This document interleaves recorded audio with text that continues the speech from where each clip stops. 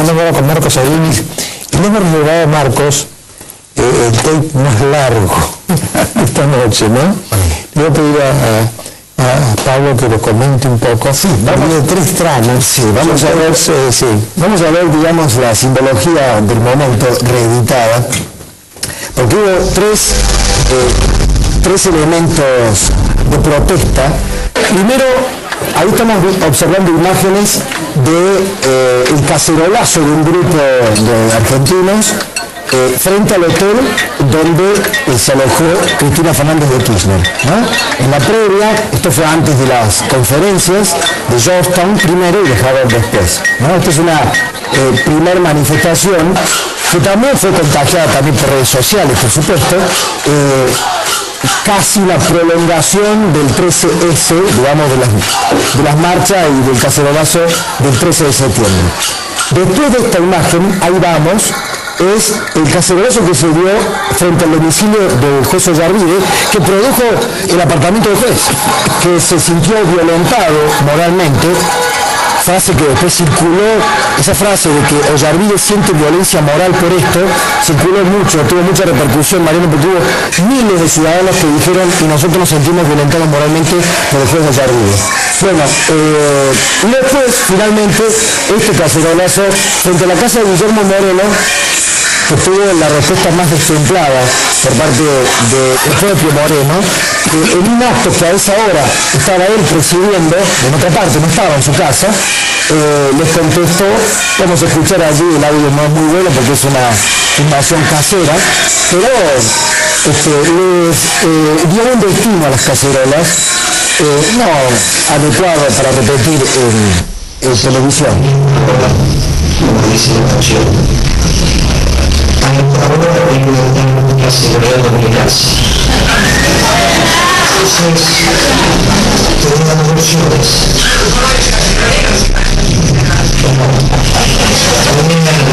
Tenía 2 opciones. Entonces, le pedí que me acompañe y le digo a la seguridad de mi casa que se meta en la seguridad de mi casa.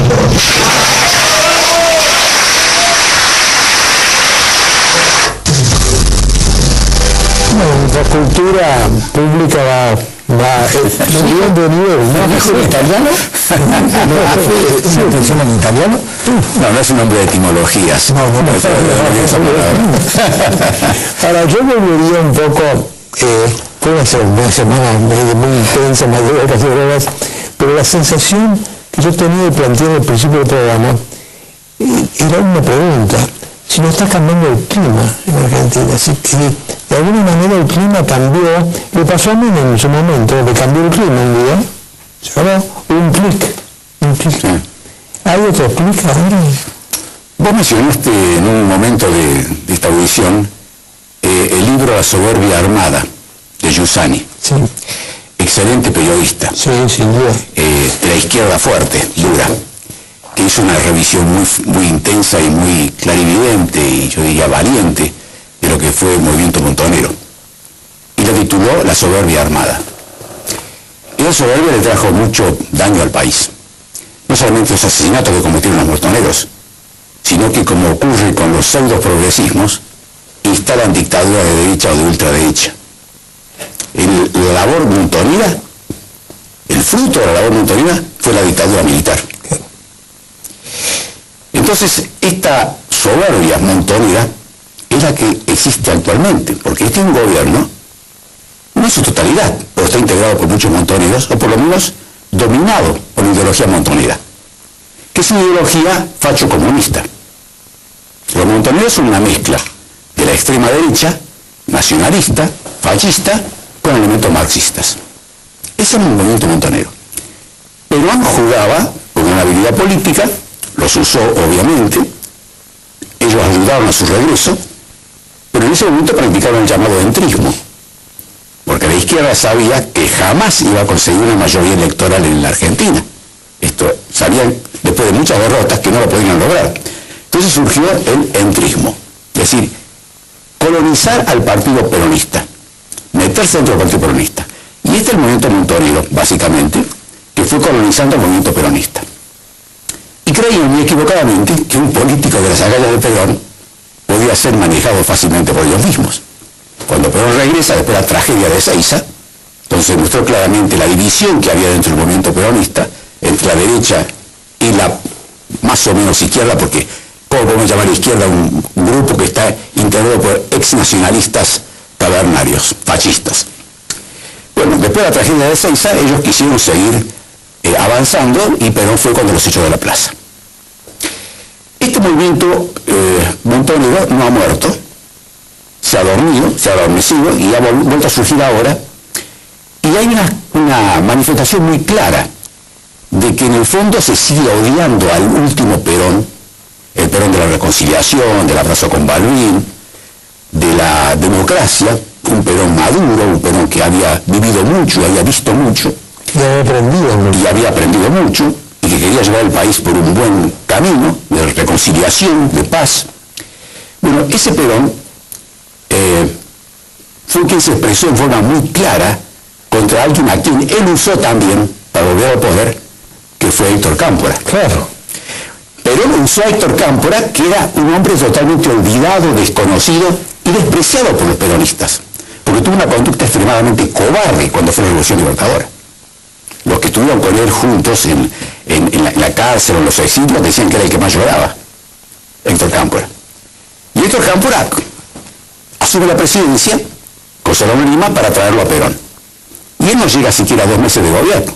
Perón lo saca y lo coloca de presidente a Lastiri, que era el yerno de López Rega. Y luego es enviado a México, Cámpora, y tiene un final muy triste, muy trágico, ¿no? Reivindicarlo a Cámpora es darle una puñalada a Perón, porque Perón lo quiso sacar a Cámpora, lo sacó a Cámpora y no quería que esté Cámpora, porque Cámpora representaba a los montoneros, indirectamente, no era un hombre de luces. Por realidad, ¿no? Sí, más que nada por los hijos. Sí, no era un hombre de luces para nada. Sí. En fin, pobre tipo, que me disculpe en el otro mundo. Pero Cámpora no representaba nada. Y la reivindicación que se hace ahora con Cámpora, es como para decir, nos importa más Cámpora, porque Cámpora fue el que el 25 de mayo, aquel luctuoso 25 de mayo, sacó de la cárcel no solamente a guerrilleros, sino a asesinos y criminales, que fueron abonando el camino para llegar a la dictadura militar. Entonces aquí nos encontramos con un gobierno claramente de ideología montonera. No todos los que están en el gobierno son montoneros o ex-montoneros, hay muchos que sí lo son, pero la ideología es montonera, es decir, una ideología facho-marxista, digamos. Esto nos sorprende mucho, desde luego, ¿no? Pero el facho-marxismo o el facho-comunismo existió, no nos olvidemos que al comienzo de la Segunda Guerra Mundial, o el comienzo de la Segunda Guerra Mundial, estuvo signado por el pacto entre Hitler y Stalin, Ribbentrop-Molotov. Y eso duró un tiempo largo. Incluso se hablaba del bolche-fascismo, o del bolche-nazismo. Estas cosas mucha gente las ignora o no las quiere saber o cree que no nos pertenecen, pero yo creo que un gran problema que tiene este gobierno es que está asfixiado por la ideología. Y esto le quita flexibilidad, le disminuye el contacto con la realidad, leer la realidad y darse cuenta que este gobierno podría pasar al bronce fácilmente. Pero no lo hace por caprichos temperamentales y por pertenecer a esa ideología que es, digamos, anímicamente o profundamente violenta. Los montoneros fueron una ideología violenta. Lograron los cambios a través de la violencia, no de la persuasión, no de los votos, la violencia. Entonces este gobierno usa la violencia. No mata, por lo menos no se sabe mucho de eso, pero la violencia verbal y la división de la sociedad argentina, por ejemplo, que se ha realizado, es violenta, es terrible. La sociedad argentina está dividida como nunca. Yo ya tengo mis años y me acuerdo la época de los peronistas y los antiperonistas, pero no llegaron al extremo actual, donde las familias no se pueden reunir, porque empiezan a haber conflictos y tienen las hechas a la cabeza. Los amigos dejan de encontrarse. Marcos, si tuviera que hacer un cuadro psicológico de las dos conferencias de estudiantes, porque no fueron de prensa, fueron de estudiantes en Estados Unidos, lo que se vio de la Presidente, ¿cómo lo pintaría? Aquí hay dos aspectos. Uno tiene que ver con el temperamento de la Presidente y la experiencia que ella ha venido acompañándola todo el tiempo, ¿no es cierto? Es decir, el entrenamiento de la Presidenta en su función en la alta magistratura no es como un entrenamiento completo, es como que le faltaron ciertos ejercicios. Ella practica la comunicación con la sociedad a través de las llamadas conferencias de prensa, que no son tales, sino son clases magistrales que ella da continuamente con aplaudidores ya previamente armados. Entonces ella no está entrenada para las preguntas reales o para enfrentar situaciones que le resulten incómodas, pero tal vez tendría que humildemente decir no sé, o lo voy a estudiar, o gracias por haberme dicho lo voy a pensar mejor, quizá eso pueda servir. Eso no entra en la cabeza de ella, no está en el lenguaje de ella. Y yo diría que mucho más grave todavía, y aquí hay una gran culpa de parte de sus colaboradores.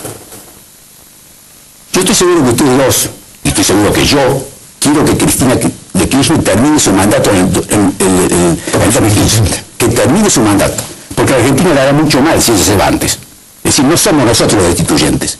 Los destituyentes son los ministros que rodean a la presidenta y le tienen terror de criticarle algo, o de advertirle algo, o darle un consejo que a ella no le caería bien.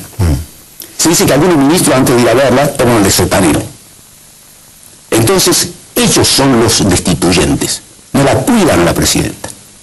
Y la largaron a